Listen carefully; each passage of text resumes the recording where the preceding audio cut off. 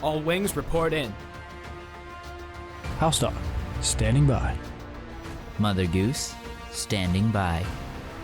Lowtech Tuck, standing by. Lock S foils in attack position. Animal Squadron ready for battle.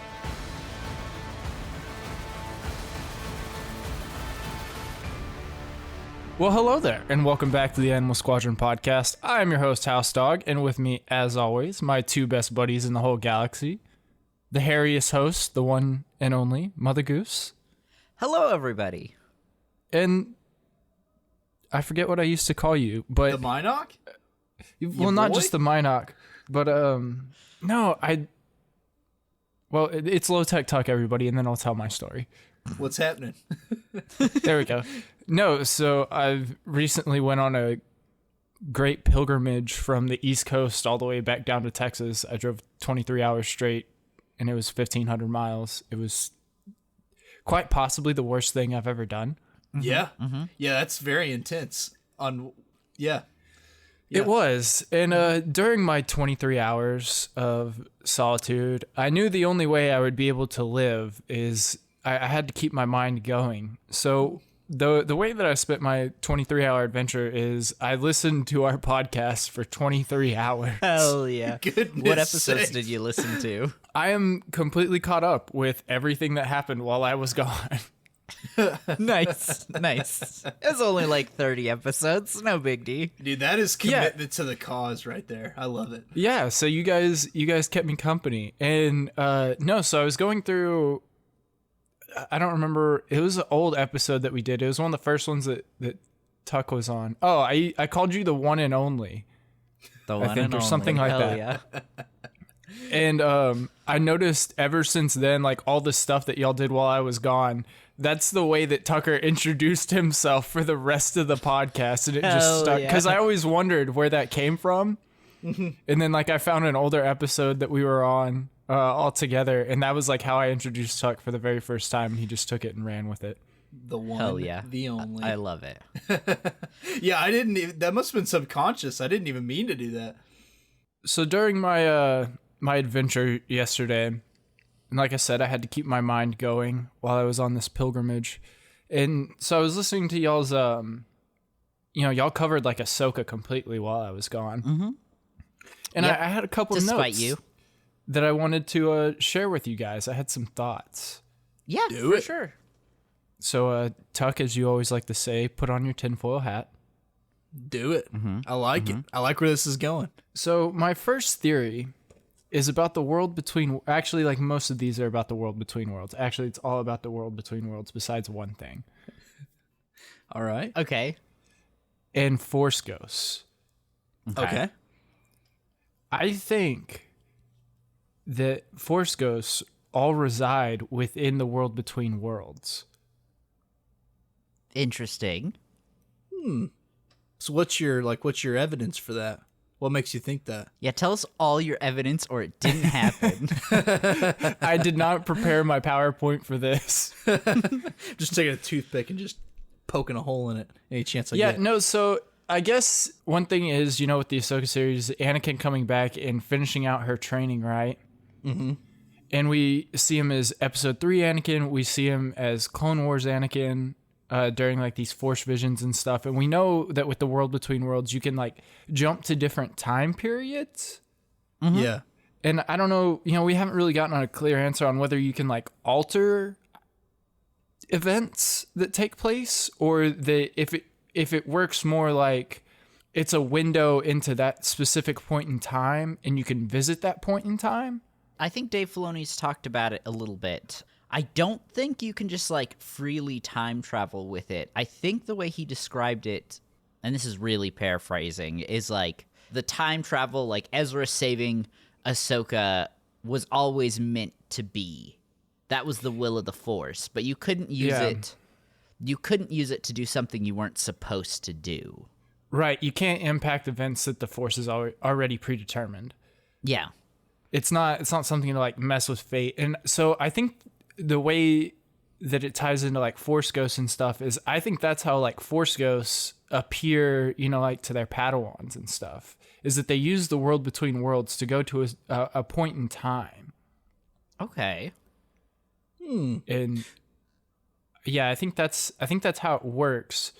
And I watched episode 3 the other day because it was May the 4th, so I watched episode 3. Nice. During the last scene, whenever they're splitting up the kids and everything, and Yoda and Obi-Wan are on the Tantai 4 together, and he's like, I have more training for you during your exile on Tatooine. And he's like, training? And he's like, yeah. You know, Qui-Gon's found out how to return, and I'm going to teach you how to commune with him. Or communicate with him, not commune. Whatever he says. I don't know. We're gonna take it's kind of the same thing. now. Kind of the same thing. You knew what I was saying. You can communicate and commune with someone same time. For sure. Yeah, For sure. whatever. Yeah. I think it's the world between worlds. And I think I that's could how see Force that. Ghosts work. That's all I really have on that one. And then, again, next theory about the world between worlds is, I think with the, we've talked about it, the Filoni movie coming and everybody facing Thrawn and everything. And, you know, whole getting off the gray, getting off the white situation. I think what's going to happen is I think we're going to see Ahsoka not necessarily die, but like go into the cosmic force, like we saw Obi-Wan do in A New Hope and everything. And I think Ahsoka is possibly going to become like the watcher of the world between worlds. Like she's going to protect it, because in Rebels we saw Palpatine trying to harness the world between worlds, and that's how he tried to turn Ezra during the end season there, whenever we have that whole arc with the wall and everything. And we know that he knows about it. But I think Ahsoka is going to become like the protector of the world between worlds. Okay, interesting. And that makes sense why the sister's little owl guy really likes Ahsoka. Morai. Yeah. Maybe that's why. It's because that is her purpose. Yeah. And I think that's why she keeps getting dragged into the world between worlds, is like, I think that's going to eventually like be her duty to the Force, is that like she'll be the one that's like in charge of to watch protecting over it. Yeah. Interesting. Okay. So that was my other crackpot theory. And then y'all were talking about the Mortis arc. Elijah brought up this fan art of Anakin is like the father with like half Anakin, half Vader on the mural that somebody did. And then Ahsoka was the daughter. And y'all were talking about, who the son could possibly be. And you brought up Sam Witwer, but it was really funny. You called him Sam Witwicker. And I just thought of Transformers because Shia LaBeouf's character in that is Sam Witwicky. And I was like, yes, for sure. Elijah was doing Transformers or something whenever he said that. I don't know. You're a Transformer. And y'all were talking about who could be in the son's place, and I started thinking about Sam Witwer in the son and everything. And I was like, you mentioned Starkiller, or Galen or so, or whoever could possibly be the son. And I thought of another Sam Witwer voice character who could possibly represent the son. I think I know where you're going with this. Go ahead. Why? No. Why don't you tell me who, Tuck? I'm interested. I kind of believe you're thinking maybe Maul. I was possibly thinking Maul because Maul has a very interesting arc where he goes from Palpatine's secret apprentice to like just this broken guy, and then whenever we see him again in Rebels, he's still doing like evil things, but compared to the last time we see him chronologically, which would be last season of Clone Wars, he's not, he's still doing evil things on Mandalore and everything, but really he's just trying to stop Palpatine from taking over the galaxy with Anakin, because he's already seen through the Force that Anakin's going to become Vader and become Palpatine's right-hand man. And he's like, if you and I can work together on this, we can stop like so much bad things from happening. Yeah. Does he go about it the right way? Not really, No. but and then we see Maul in Rebels, and I think he's a really misunderstood character by a lot of people, because he was like searching out not Obi-Wan, but Luke. He didn't know he was looking for Luke, but he was, and it led him to Obi-Wan. And that last scene we get with him on Tatooine after Obi-Wan strikes him down is like, he's not really angry about dying or anything. And his last question that he asks Obi-Wan is if he's the chosen one, referring to Luke. And he's like, oh, yeah. He is. And he's just like, okay. And then dies. Right. So I don't know. I don't know. Like, he sees in Luke what Qui-Gon saw in Anakin. Yeah. It's like poetry. It rhymes. It rhymes. Yeah. I don't know. Those were just some things I thought of. And then it must have been a really old episode that you guys did when I was gone. I don't remember which one. But I didn't know Dr. Mandible was now a part of our crew. Yes, he is. Yes. He's been here the whole time. I do actually know what that's from whenever y'all were doing Mandalorian. Yeah, Dr. Mandible. We love Dr. Mandible. Yeah, we let him sleep in your bed while you were gone. I hope you don't mind. Oh, yeah, actually, we kind of told him he could keep your room. We're going to have to move you to a different spot, buddy. You okay with the brig? Is that okay with you? I didn't know there was a brig on the dumpster, but I'm not surprised. Well, I mean, when Gonky goes off on his drinking binges and stuff, we gotta have a place to put him. So. Gotta have a place to put Gonky. Yeah, while he's freaking out, dude. Yep. It's true. Well, he's hopped up on spice. Yeah, exactly. Yep. Mm-hmm. Mm-hmm. Yeah, that was all my notes from my adventure. 23-hour-long drive. Yeah, and that's all I came up with. You don't know how long I was thinking about the world between worlds. Hell yeah. Good for you. You were doing some thinking, dude. Big yeah. I was doing some deep Star Wars thinking. And it had been a while since I had done that. And I was like, this is a great opportunity to do some deep Star Wars thinking. All I've got is time here. That's true. For sure. What more could you want? Now we can talk about what we're actually going to talk about today. I just wanted to share that with you guys. So, Tales of the Empire just recently came out. I watched all of it in one go. Nice. Initial feelings for everyone. I just watched the Barriss half, though, for the record. I think, just for today clarification we're doing for our audience, we're just talking about the last 3 episodes, the Barriss Offee episodes, which we will talk about Morgan probably next week, maybe later, depending on what the schedule looks like. Yeah, but I did love it. I honestly, whenever they decided to not do Tales of the Jedi Season 2, I was kind of bummed, to be honest. Yeah. But this Barriss arc was sick, and I'm okay with it. Yeah, I think this show's gonna be awesome. I think so too. I agree. I really enjoyed it. I have some mixed feelings. It's not at all what I was expecting it to be, but I still really loved it. I don't know. I guess I'm the weirdo. It's funny. Like I said, I was listening to our old stuff. We were talking about upcoming projects for this year, and we mentioned Tales of the Jedi because it hadn't been announced that it was going to be Tales of the Empire. The Empire, right? Yep. And I don't know. It was okay, but like I said, I ran through all 6 episodes in one sitting, and I was like, it wasn't bad. Maybe I need to rewatch it again. I don't know. It wasn't bad, but it was not. I felt like we got so much with season 1 as far as like Dooku's background and everything, and it really filled in some great character holes for him. Yeah. But Tuck, you don't know because you've only watched the latter half, but since Elijah's watched both parts as well, I felt it was lacking on both stories. I disagree.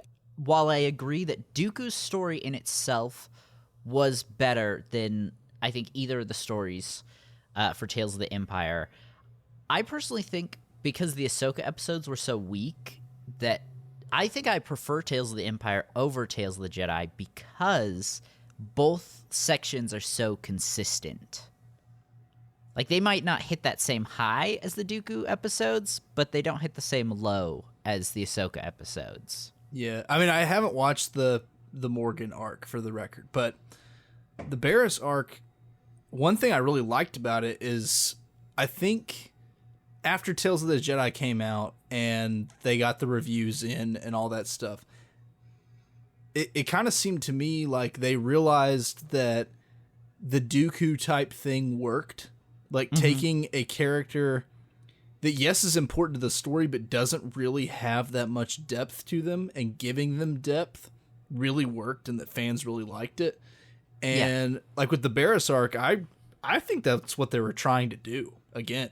Yeah. Is to give her some depth. Because in Clone Wars, like, yes, we see her several times and she's got some character progression and stuff, but kind of like Dooku, we don't really know her until this came out. Yeah, and there's just been this big mystery of what happened to her. And a lot of fans have suspected she became an Inquisitor, and I think it's really cool to actually, like, see this happen. Yeah, but I don't know. It's not as gold as the Dooku one was. But I mean, not even comparing it to Dooku, but like her time with the Inquisitors was like nothing. And I think that's what upset me, is that, like, okay, we get Barriss like sitting in the prison. She witnesses Order 66 from her prison cell. Yeah. And then one of the Inquisitors comes to her cell and she's like, I've got an offer you can't refuse, basically. And she joins up with the Inquisitors, and we see like her whole training deal. And we can talk about what are y'all's thoughts? Let's start by talking about episode 4, the first Barriss episode. That's actually, Mac, in terms of what you're talking about, is what I was mentioning earlier, when it's not at all what I was expecting.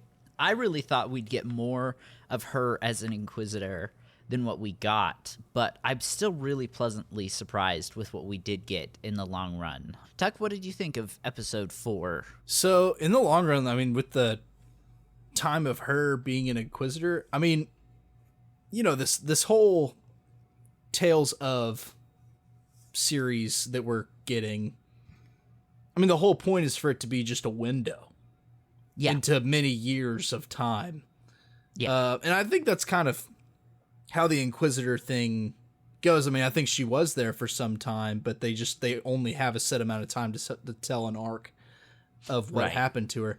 My only gripe with the Inquisitor thing was, ever since they came out, I've been very curious about them. Mm-hmm. And I think it would have been cool to get more of an idea on what their selection process actually looks like. Because really, we just got 2 stages of their selection process. And that's pretty much it. Yeah. And then also, like, as far as her being an Inquisitor, we only got 1 mission. And that's it. Or no, we got 2 missions. We got 2. Or no, it was 1. It was 1. Yeah. Yeah, I'm sorry. It was 1. It was like a half a mission. Yeah. Yeah. But on the other hand, though, like, how she reacts, I do think is consistent with her character. Because even in Clone Wars, when we see her before, she's not necessarily evil. Like, she never really has been exactly evil. So I could see why she wasn't an Inquisitor that long, just because that wouldn't be consistent with who she is. Yeah, I completely agree. I think it makes perfect sense why she became an Inquisitor, and it makes perfect sense why she stopped. Mm-hmm. Yeah, I guess now with the Ahsoka series, and we've got characters like Baron Skrull, who shared a lot of the same viewpoints as like Dooku, and Barriss has it in her arc in Clone Wars where she's like, we're killing all these people, and like the Jedi have lost their way, which is like her whole argument on why she commits like terrorism. Right. Yep. And yeah, so I guess it does make sense why she's never really fully in. I mean, she also does kick that guy down the hole to kill him, but after he tries to kill her, though. Yes, I mean, he starts that. He starts that big so time. We're going with the self-defense aspect. Okay. It's not that. It's not that. I mean, like, no, she does give in and fight him back, but I'm just saying, like, I don't think she would have done that if there was another choice. Yeah. There was another choice. She could have killed herself sat down. So he could live. No, he could have, they both could have done what she asked to do originally when they were both in that little place, and she was like, we don't have to do this. And the Inquisitor was like, if nobody fights, everybody dies. I think the whole point of that choice. I think the whole point of that fight, though, too, as well, like, just how they're, like, even in Barriss's fighting style, you can kind of see it. Like, at the very start, she's just being purely defensive. Like, she's only fighting back because he's fighting back. But I think she starts to realize that if I don't kill him, they will just kill us both. Yeah. And so I think you can kind of see that switch happen inside of her. I agree. That's why I think she kills him, is not because she hates him or because she's murderous or anything like that. It's just because I think she realizes that she has to. Yeah. It was her only choice. It was live or die. But it's not Anakin self-defense. It is still killing. I mean, it's different than like pure self-defense. I will say that for sure. No, I liked this episode. It was really interesting to learn a little bit more of the Inquisitors. I know I agree with Tucker. I would have liked to get more, but we do get the confirmation that Lynn was one of the first Inquisitors that got brought on alongside the Grand Inquisitor. Mm-hmm. We see Beakman. From Tales of the Jedi. Yeah. We see Merrick from Ahsoka. So we get to see this early group of the Inquisitors. Obviously, Barriss switches back to the light. Something happens with Merrick. I'm guessing he dies to be zombified in Ahsoka. Beak Boy dies. Also, did not remember that Merrick was a zombie. I don't know how I missed that in Ahsoka, but I did. Yeah, pretty much this entire first team of Inquisitors gets wiped out. Yeah. I want to talk about Darth Vader, getting to see him. Dude, do you guys have thoughts? He looks so good. Mm-hmm. And just the way he sits in the chair, I'm like, dude, Vader's the man. Yeah. Yeah. This was actually such a good Vader. Yeah, and no, also I was just fangirling. On that note a little bit, also fangirling a little bit, I noticed one thing I liked about this first episode was it does a really good job of dating itself as far as like when it is, because I forget what they call it. I think it's Fortress Inquisitorius. Is that right? Like where the it's still being built. It's being built. You can see them welding it. Like in the background, you can see a little welder guy. I thought that was cool too. I thought that was awesome. Yeah. Did Vader even say anything? I can't remember. No. Does he even have one line? He's just and breathing. He didn't need it. He didn't even need a line. I mean, dude, what says more about a character other than they can literally walk into a scene and do nothing, and they're the most powerful character in the room? Yeah, for sure. And, I was initially a little upset because I was really wanting some sort of reaction between Vader and Barriss. And then I remembered, I was like, wait, Darth Vader's whole thing is that he doesn't want people to know that he's Anakin. So, of course, he wouldn't say anything to Barriss. Right, but we know with Vader, like, so much of Vader's personality is based on all of Anakin's hatred and everything that's, like, consumed him. Yeah. And that, like, comes out in Vader so much. So, like, I did want to see, like, him walk in, see Barriss, and then just, like, force choke her, and that be her whole arc. It's just, like, her death. Yeah, I could see that. In the comics, Vader does frequently dismember the Inquisitors. If he's got to be a cyborg, so do they. Yeah, either that or, like, I thought from that point, whenever we get, Vader and Barriss being in the same room, I was like, maybe Vader's going to take Barriss on, like, some quote-unquote mission and then, like, have her... trip. Yeah, they're going to go on a camping trip, and we'll get this really, like, clandestine fight, like, on top of a mountain. I mean, we do get a fight on top of a mountain, but I wanted to see it between, like, him and Barriss, and him not be like, I'm Anakin, and then they fight. I just wanted it to be, like, him just start trying to kill her, and her being like, why are you doing this? I just pledged my life to this order, and him just, like, say nothing, but just beat the crap out of her. And maybe she could figure it out right before she dies. Yeah, like right before she dies, like Vader's just standing over her, and he's like got his arm up with his lightsaber, and he just goes like, for Ahsoka, and then just like slashes her, and then fade to black. Well, see, Yeah, I kind that of wanted would've her been to cool. figure it out on her own. Like Vader doesn't even say anything, and she's just like, "Oh my gosh, you're Anakin." Yeah, I don't know if Barriss would say anything if she figured it out. yeah, or maybe just a look of shock on her face right before he kills her. I don't know. I think it'd be cool. Yeah. Oh, yeah. Also, talk about the Inquisitors. For my virginity corner, I finished my Inquisitor run, so I've got at least one version of all the Inquisitors Funko Pops. Nice. I'm very proud of you. Thank you. Also, you know something that made me not proud of you? Yes, what? Your opinions on Asajj Ventress disturbed me, Elijah. They did. They haunt me a little bit. Art is meant to disturb. Yes, disturb, Elijah, not do terrible things to yourself when the lights are out. Yeah. Also, I heard that y'all killed me. It was Max's And idea. I'm no longer on the episode, huh? It was Max's idea. Yeah. No, I heard it all. I heard the whole thing. You guys are gonna have to pay the piper, all right? Listen, you've been killed. Elijah's been killed and has been replaced by your brother-in-law. Yes. That's right. I am the suited bird. It's all Josh. He's me. He's All Elijah. three of us he's are Mac. Josh. He's everyone. And in the end, we are all Yario Poof. We're all Yario Poof. Yeah. Anyway, sorry to disturb you, Tukey. Do you forgive me? I will one day. What a forehead kiss up. It depends. Are you wearing socks? Don't let him kiss your forehead. He'll be thinking it's Ventress's bald head. Are you wearing socks? Because that sounds kind of sus. No, you're not. You're not. It is sus.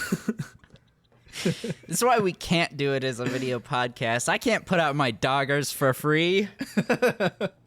Hey, we could start making some side money though. Just Hey. saying, Elijah, we would be counting on you. Listen, I'd just like to if point out that Elijah says that I derail the podcast train all the time, but this man literally just took the time to show us his feet. His little piggies. Tucker brought it up. Tucker brought it up. Hey, listen, boys. If I need to support the podcast, I will sell pictures of my feet. I'll happily sell pictures of your feet, dude. I don't care. You're always complaining about how we don't pay you. I really thought you were going to join in and say, like, yeah, I'll sell my feet too. No, I'll sell your feet though. Oh my God. Tucker will be your foot pimp. Yes, exactly. I don't feel comfortable with this energy. Hey man, we you're the brought one to who talked room about Asajj today. Ventress last time. All right, we are not making you Yeah, uncomfortable. you're the sick one. All this is ever going to be, Elijah, is you trying to listen. dig yourself out of the Asajj Ventress hole. And it's I thought it would be forever in funny. history. I thought it would be funny. I was feeling some shame. But you know what? I'm not anymore. I put my foot down. She's hot, and I'm not ashamed. We backed him in a corner. Oh, other side note, I hit the Star Wars crack pipe once again, and I finished Bad Batch. Nice. I couldn't help myself. I was starting to see things on social media, and I was like, nope, I can't do this to myself.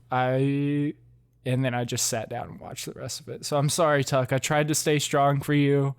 It's okay. It's But okay. I was starting to see things, and I was like, nope, just got to hit the crack pipe real quick. Just a couple episodes. No, and I then get next it. thing I know, it's the last one, and I'm like, whoops. Yeah, no, you're like Tally from South Park. I know. Yep. Yeah, just Let me get had a to little do high. it. Let me just get a little high. That's it. Just one puff. Just one puff. Okay, shall we start talking about episode 5? Do you guys have anything else on episode 4 you really want to talk about? These are like 15-minute episodes, so Yeah. Oh, wait. I mean, not that I can't talk about it in episode 5, but can we just take a second to appreciate how, like, visually stunning this show looks? it did look yeah. really good. I think this is the best looking, like, clone, like, out of the Clone Wars design, this series looks the best out of all of them. My rebuttal would be Tales of the Jedi. Tales of the Jedi Does look good. Only because for sure. the Mace Windu episode with him and Dooku, that's probably the prettiest animated thing I've ever seen in my life. That I is don't know, true. man. That We is got a really lot of nice. really good visuals in this last season of Bad Batch. Like every shot of like that's Pabu a good point too. and Tantus from like overhead, like top down, was really amazing this season. Like there were so many shots in Bad Batch that I was like, I know I'm watching a cartoon, but like this looks very real. Yeah. Yeah, Disney's getting after it, dude. I like it. For sure. Big fan. Big fan. Okay, episode 5.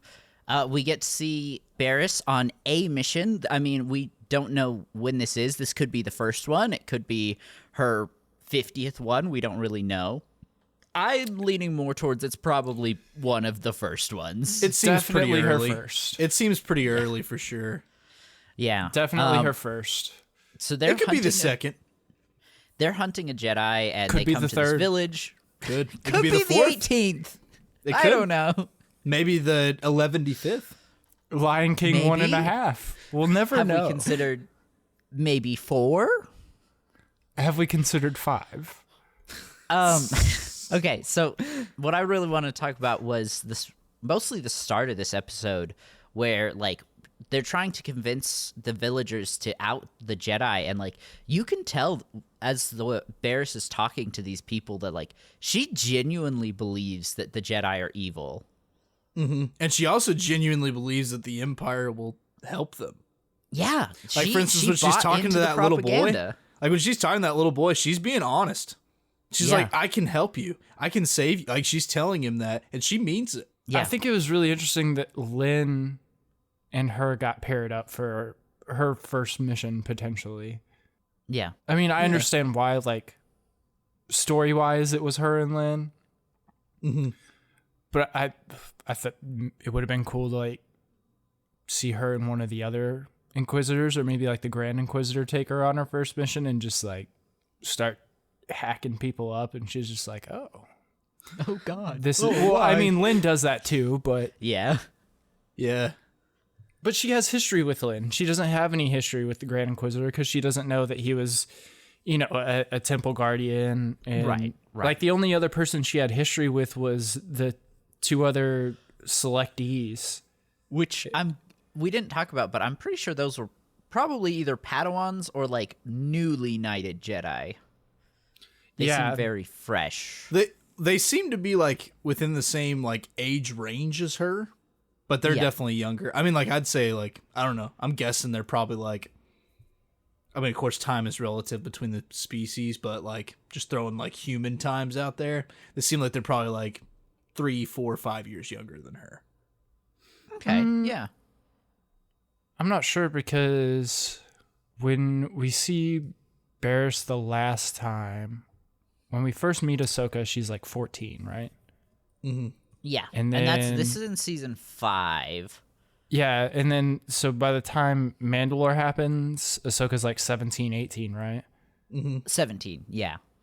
Yeah, so we can only assume her and Barriss and her are probably the same age. Probably, Yeah, give or take close. a year. Close enough, yeah. So yeah, I think those guys that she saw there at the castle were probably all Padawans together. Because whenever Barriss got thrown in prison, she was still a Padawan, right? She wasn't a full Jedi Knight yet, That's true. Yeah. or was she? Yeah. I can't remember. No, she wasn't. I don't think she was ever knighted. Yeah, I'm pretty sure she was a Padawan. Because also neither was Ahsoka.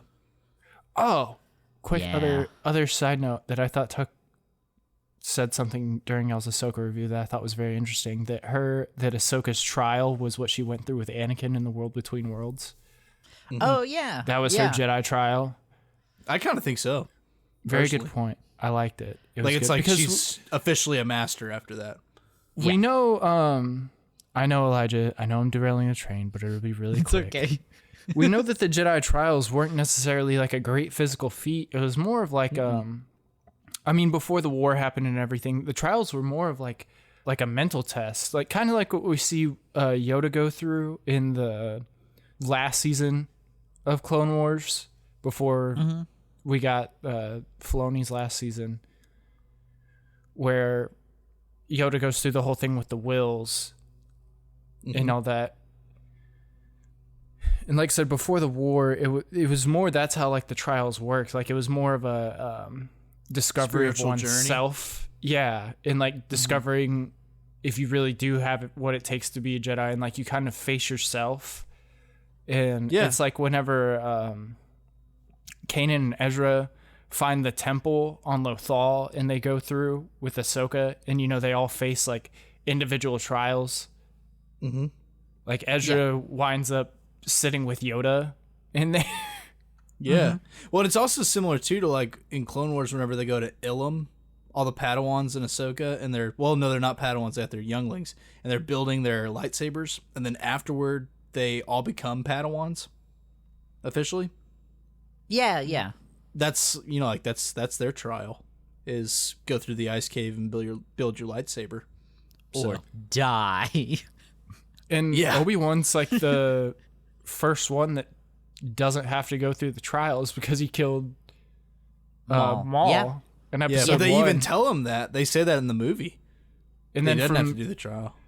Pretty much from that point forward, it's everybody just goes through the war, and they're like, okay, you've been at war for 6 months. You are now a Jedi Knight. Go be a commander. Congratulations. Goodbye. Yeah, but they also they needed people so bad. I mean, like that was why they were just pumping out. They were just pumping out people. Okay, Elijah, I'm done derailing the train. Episode 5. Barriss convinces his child to help out the Jedi, and that they would help. And then Lin kills everyone in his village right in front of him. And there's a really good line whenever they're walking away from that situation. Mm-hmm. And I forget what Lin says exactly, but Barriss essentially says, like, okay, let's actually help these people then. Or, something to that effect. Yeah. Because she's like, oh, you mean when they're walking in there? Yeah. Oh, is it whenever they're walking in? She's like, let's Yeah. stop scaring them and, like, actually help them. And then Lin just, like, mows them all down. Yeah, what she says whenever they're walking in there to start talking to the people is they get there and Barriss realizes how, like, badly off that planet is. And she says something like, I thought that the Empire was here to bring order and help these places flourish. And then Lin says they'll only be allowed to flourish with the Empire, not before. Yeah. Mm-hmm. And then like Barriss, once they Barriss pay says, their dues.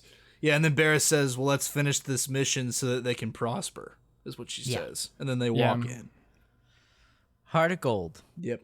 I don't know. It's such a small little detail, but it really shows the difference between Lin and Barriss's perspective, and I think it really foreshadows that Barriss is not gonna stay an Inquisitor long. Yeah. Well, I think it's just not who she is deep down. Yeah, for sure. Well, so they get some information on the Jedi, and they head to the mountain. What did you guys think of the sequence? I kind of like saw it coming with the way Barriss was acting. I was like, I feel like she's gonna betray Lin right here somehow. Yeah, but also the interesting thing too, though, was with the rock slide. She notices it first, and so she actually saves Lin's life first. Yeah, by telling her to watch out, and then she betrays her later, which is kind of. I mean, I think that also just shows that Barriss is actually deep down a good person. Just made some bad choices, some definite choices in her life, but yeah.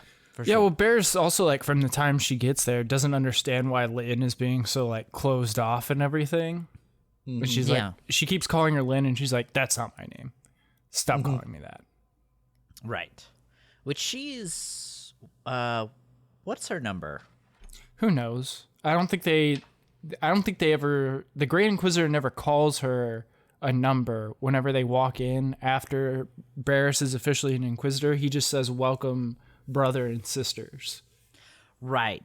She is, Lin, though, is in a Kenobi. I think we might get her number there. I'm pretty sure Lin's in Rebels as well. Is she second sister? I think Lin is there whenever they're on the Sith planet looking for the Sith holocron and we get Maul back. I think Lin's there for that. Yeah. Actually, you know what? I'm going to say she's third sister because Fallen Order... What? Third sister's the one that goes after Vader. The one he stabs as a child and then again as an adult. Riva? Isn't that her name? Riva? Yeah. No, Riva's Grand Inquisitor for a short time. Yeah. But so she would be second sister, right? I don't know how the numbers work. Like, they never explain it. Is it a ranking or is it just like who was there first? Mm-hmm. Lin is fourth sister. And then you're right, Tucker, that Jedi Survivor, we get second sister. I can't remember her name. But she dies, Trilla. Yeah. But she's like the leader Right. at that time. Well, I mean, actually, no, she's not, because I guess the Grand Inquisitor's still alive at that point. But she's high up, though. Recently that there isn't one. Like, the Grand Inquisitor isn't one. There's a first brother, a first sister.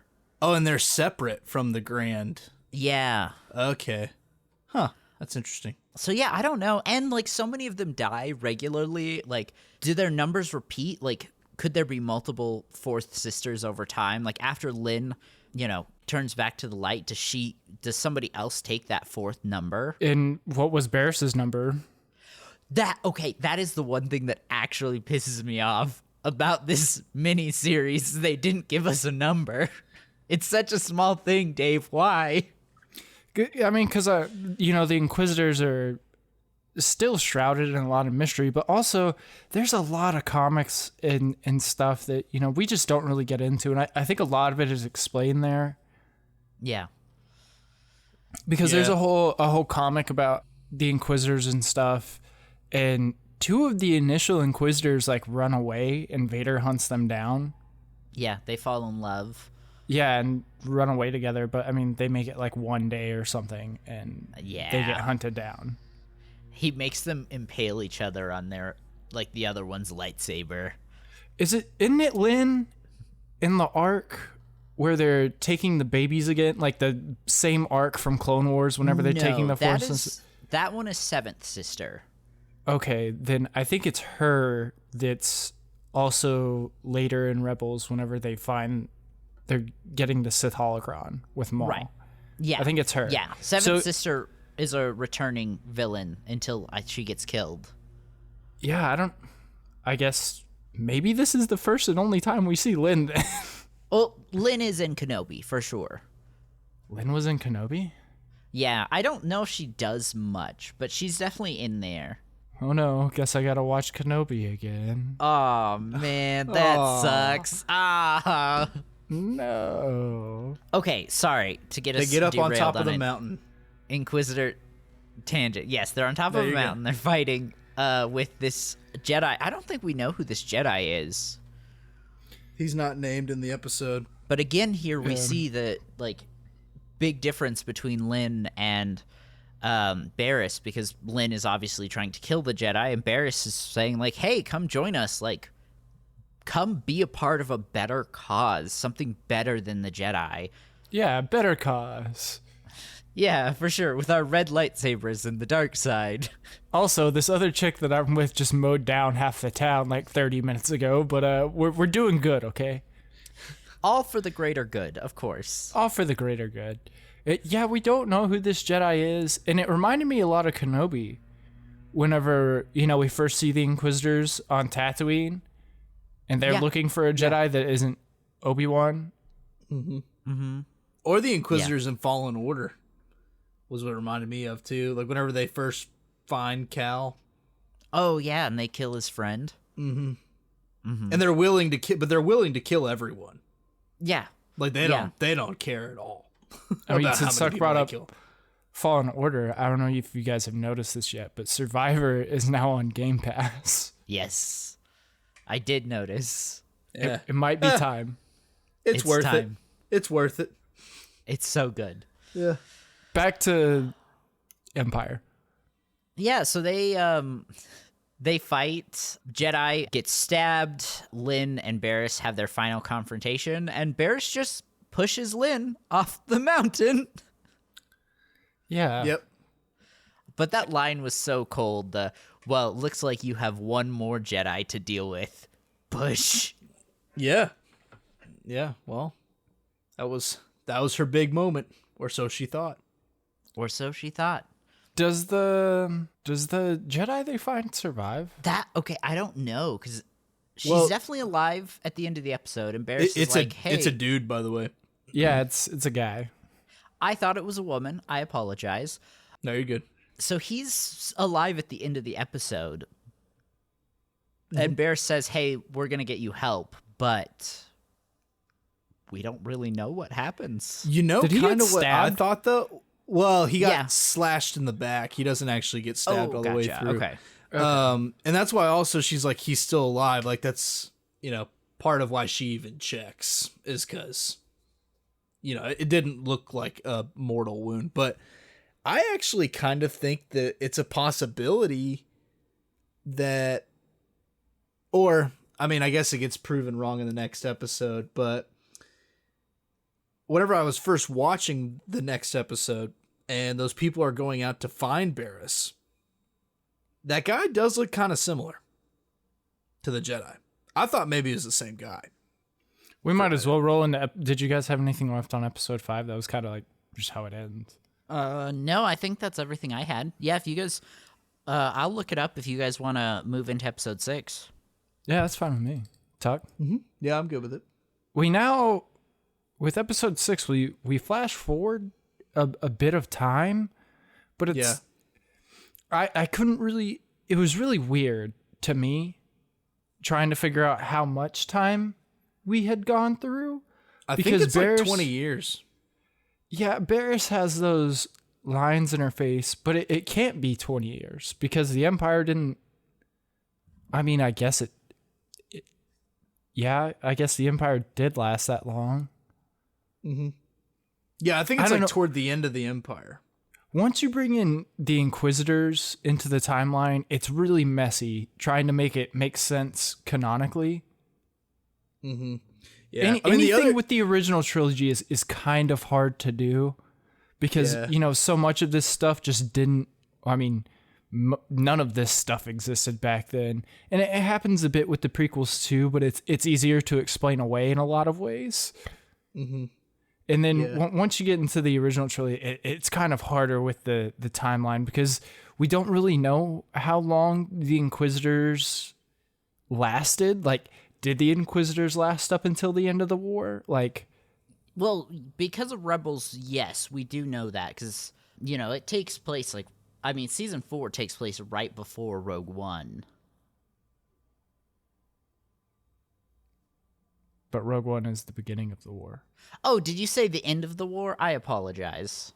Yeah, I was like, what is Elijah talking about? I'm so sorry. But I'm also so sorry. too, like, I mean, the dark times though, like from episodes 3 to 4.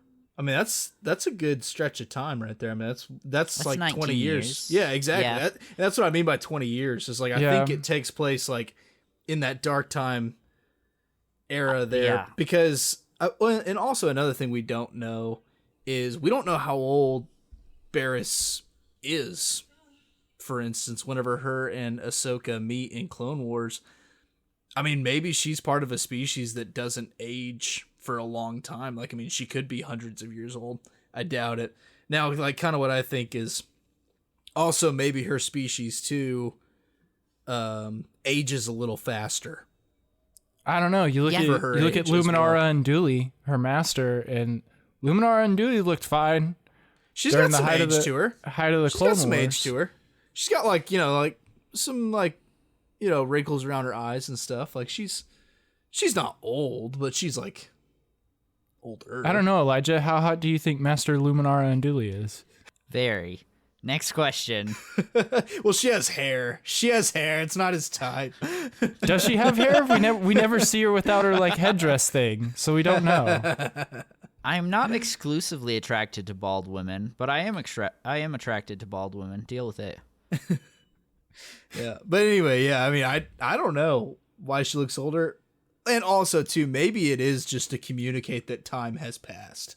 I think so. What bothers me though is Lynn. I don't know. Sorry, I've been trying to find this Jedi's name.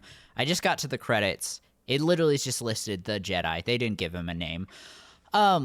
Lynn doesn't age. Did you guys bring that up? She looks almost the same. I thought it. That's why I think it's a species thing though. Yeah, is because even if if her species ages a little bit faster than everyone else, like let's say that they live, 70 years instead of 100 or something. Yeah. Well, the only other thing I could really think of with the aging thing is that like in this episode she's called the healer or whatever, That's is that what maybe I was about she, to bring up too. yeah, she's doing like force healing or something, and it's like physically taking a toll on Aging her herself. body, and that it's aged her like pretty drastically. Yeah, and all that that's running. my theory. And all that, like, running and hiding from the Empire. Like, I mean, just think about it. Like, here in America, you ever see a president and, like, how much they age in 4 years? I mean, it's wild. Yeah. So, maybe it's kind of the same deal. Ben himself, but I mean that's just because Tatooine's a harsh planet. And in the Kenobi book, that's not canon anymore, but it's a great book. You guys should read it. It purposely talks about how whenever Obi-Wan was there in the beginning, people would tell him, because he would go around in just like his normal garb, and everybody else on Tatooine is wearing like headdresses and stuff and like protecting their skin, and Obi-Wan just runs around like Without it, yep. Yeah, without it, and they're like, dude, this climate's gonna take its toll on you, and he's like, okay, and he does it on purpose so he doesn't look so much like Obi-Wan. Oh, okay, that's smart.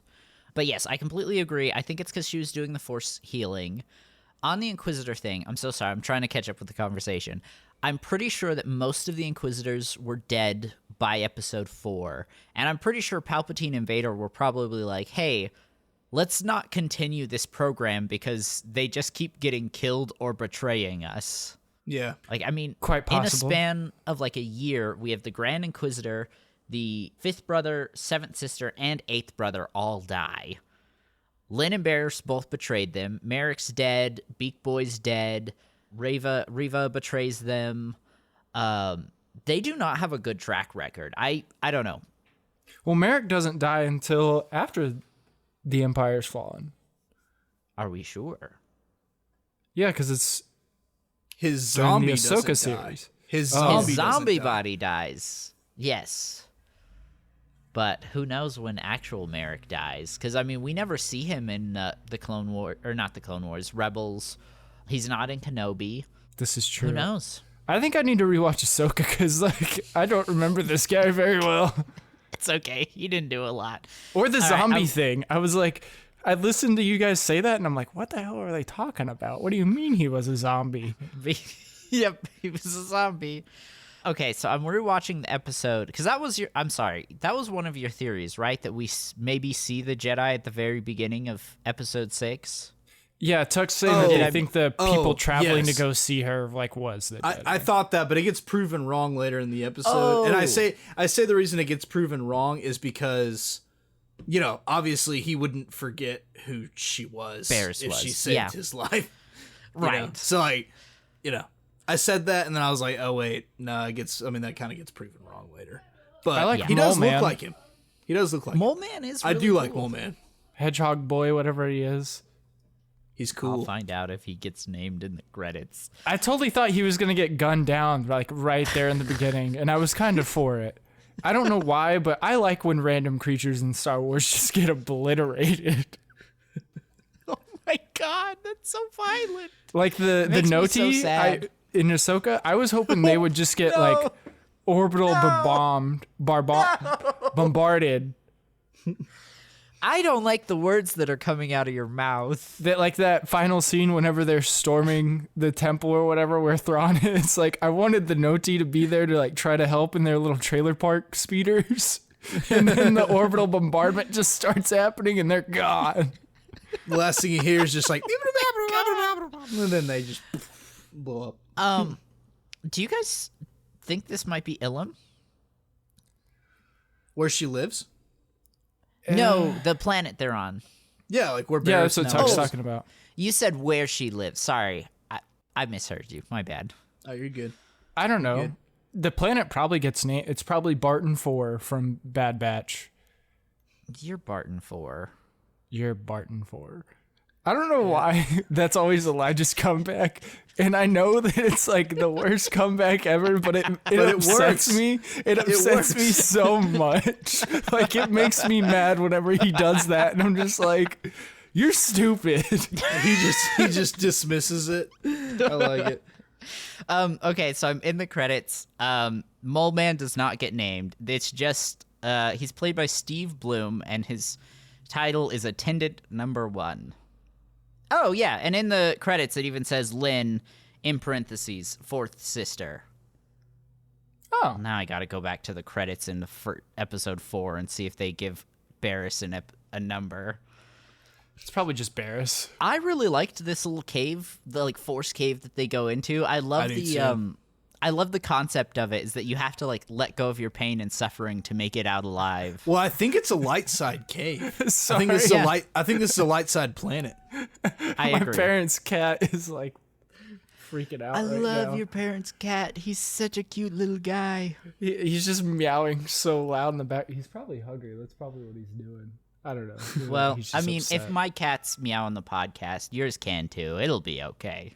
The thing is, like this cat isn't even like a normal cat. He just does whatever he wants and lives outside. That sounds like a normal cat. No, like he's not like, you know how like normal cats like there you he bring goes. inside and you like take care of them and stuff. Not that my parents don't take care of this cat. They do.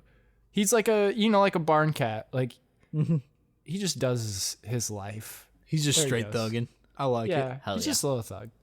Sorry, him just meowing in the background got me Just laughing. screaming at you. Feed me, please. So, just kind of concluding this episode, I really like Lynn and Barriss's fight, where Barriss is kind of just playing with Lynn, and then Lynn finally gives up and goes into the cave. And I really like the fact that, like, Lynn kills Barriss and then is like, oh, wait, maybe I should turn back to the light side so I can get my friend out of here. Does she actually turn back to the light side? I think so. Because she exits the cave at the end, right? Yeah, and Barriss is trying to teach her this whole time that like you don't have to hold on to all this anger and pain. Like it's not too late to save yourself or whatever. My thing though is I think Barriss knew she was gonna get stabbed. Yeah. Yeah, she did I too. could see that. But also, maybe she knew that was the only thing that would like save Lynn, though. Heart of gold. Is for Honestly. Lynn to realize what she's done. Maybe. Also, I just didn't have any real attachments to Barriss. I liked her. I mean, but also we're talking about what 30 minutes of content. Yeah. No, I really like what you said So- earlier about how this is just a window into a character's life.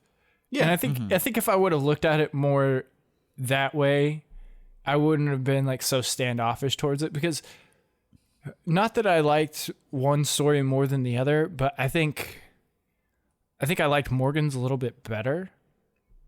Yeah. I think I like this one don't know. better. I don't know. Neither one of them were bad. I mean, more Star Wars is great. I'm never going to complain about getting more Star Wars. Yeah. Ever. But this, I feel like once we saw like the initial trailer, and they did that really cool animation of where it burned away from Tales of the Jedi into Tales of the Empire, of the and that was Empire, the yeah. like teaser. I was like, oh, this is gonna be like insane. And then it was just kind of normal. I don't know. Maybe I hyped That's it up fair. too much myself. Maybe that's what happened. I didn't manage my own expectations.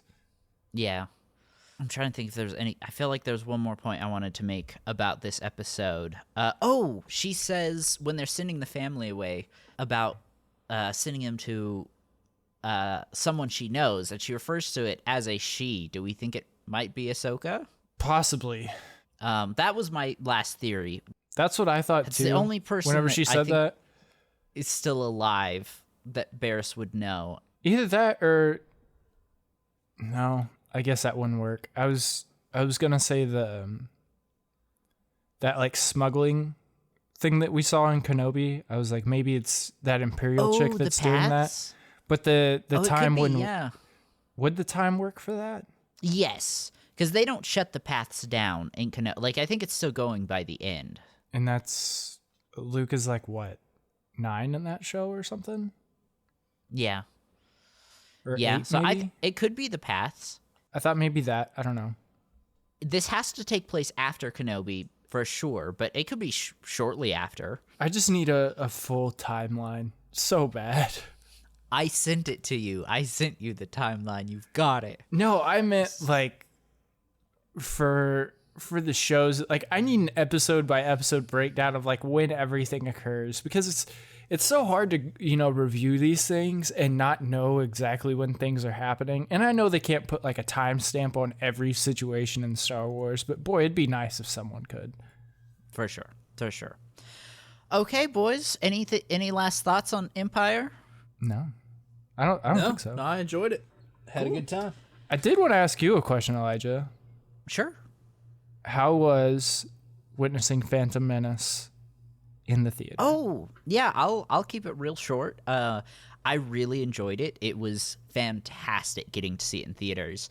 The Acolyte teaser at the end, I was a little disappointed by. It was only, it was less than 2 minutes. It was like a minute and 53 seconds. I was hoping for more, which, I mean, they gave us the, like, sneak peek, and then they showed us the trailer that we'd already seen, so it ended up being like 5 minutes, but I was hoping for a little more, but it was still nice to get to see it.